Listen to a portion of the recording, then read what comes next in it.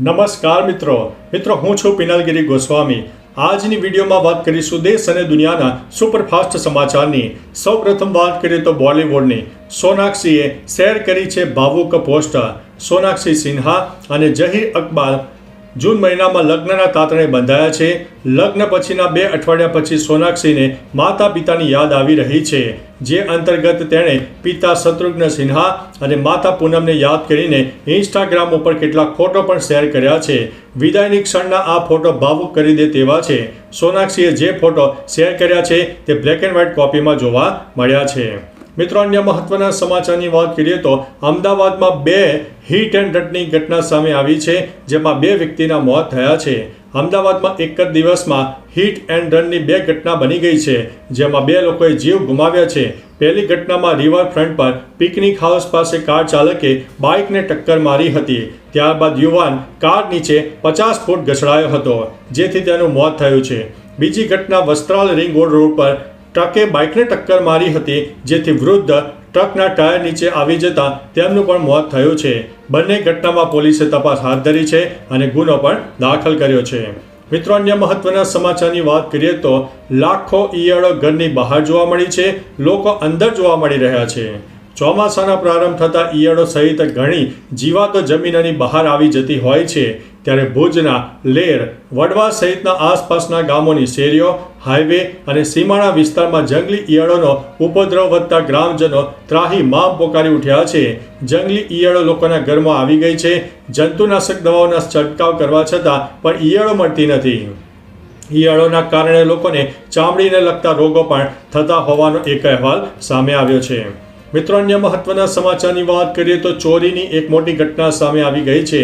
Mobile ટાવરની battery ચોરતી ગેંગનો પર્દાફાશ કરવામાં આવ્યો છે। જીઓ કંપનીના મોબાઈલ ટાવરમાંથી બેટરી ચોરી કરતી ગેંગ ઝડપાઈ ગઈ છે।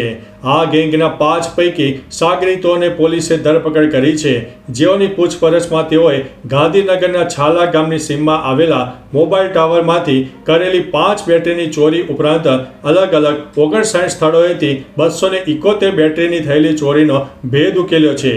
જીઓ કંપનીના મોબાઈલ ટાવરમાંથી 3.50 લાખની કિંમતની 5 બેટરીઓ ચોરાઈ ગઈ હતી। મિત્રો, અન્ય મહત્વના સમાચારની વાત કરીએ તો આતંકવાદીઓના સિક્રેટ બંકર વિડીયો આવ્યો છે સામે। જમ્મુ કાશ્મીરના કુલગામમાં સુરક્ષા દળોએ હિઝબુલ મુજાહિદીનના 6 આતંકવાદીઓને ઠાર કર્યા છે। અથડામણમાં 2 જવાન પણ શહીદ થયા છે। સુરક્ષા દળોથી બચવા માટે આતંકવાદીઓએ ચીની ગામ ફ્રીસલમાં કબાટની અંદર એક બંકર બનાવ્યું હતું, જેમાં સિક્રેટ દરવાજો પણ રાખ્યો હતો। ઓપરેશનને અંજામ આપ્યા બાદ તેઓ તેની અંદર છુપાઈ જતા હતા, જેનો વિડીયો અત્યારે સામે આવ્યો છે અને તે વિડીયો જોઈને લોકો નવાઈ પણ પામી રહ્યા છે।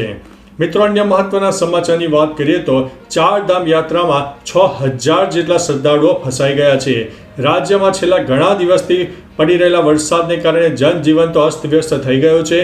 તેની અસર 4 ધામ યાત્રાને પણ થતાં શ્રદ્ધાળુઓ ઉપર માઠી અસર જોવા મળી છે।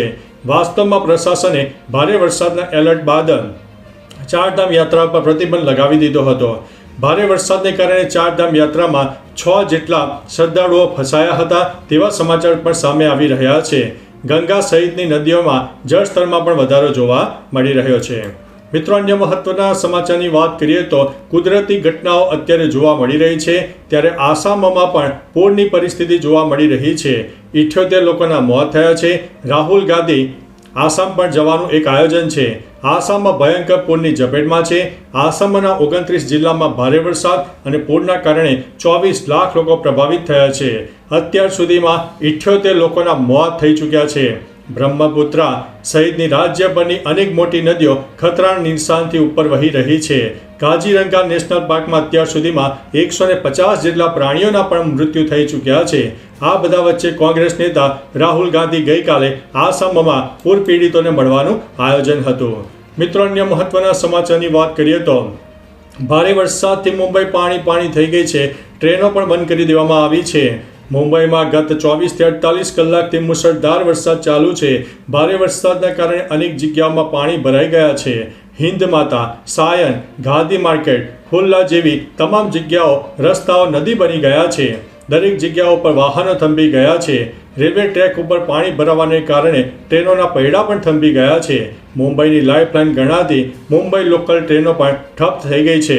ઉપરાંત ગઈકાલે તો અનેક શાળાઓમાં રજા પણ જાહેર કરી દેવામાં આવી હતી. મિત્રો, અન્ય મહત્વના સમાચારની વાત કરીએ તો રાઇફલ સાથેની રમત મોંઘી પડી, કિશોરનું થયું છે મોત.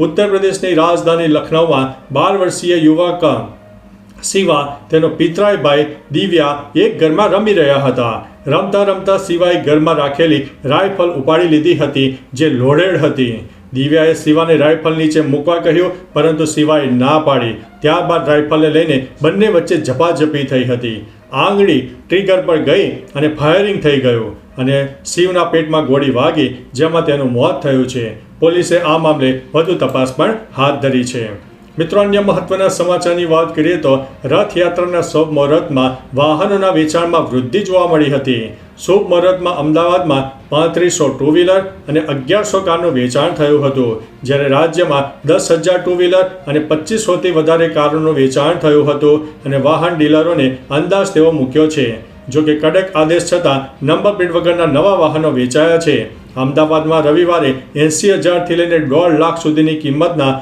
3500થી વધુ નવા ટુ વ્હીલર અને 50 લાખથી ઓછી કિંમતની અંદાજિત 1100થી વધુ નવી કાર વેચાઈ ગઈ હતી.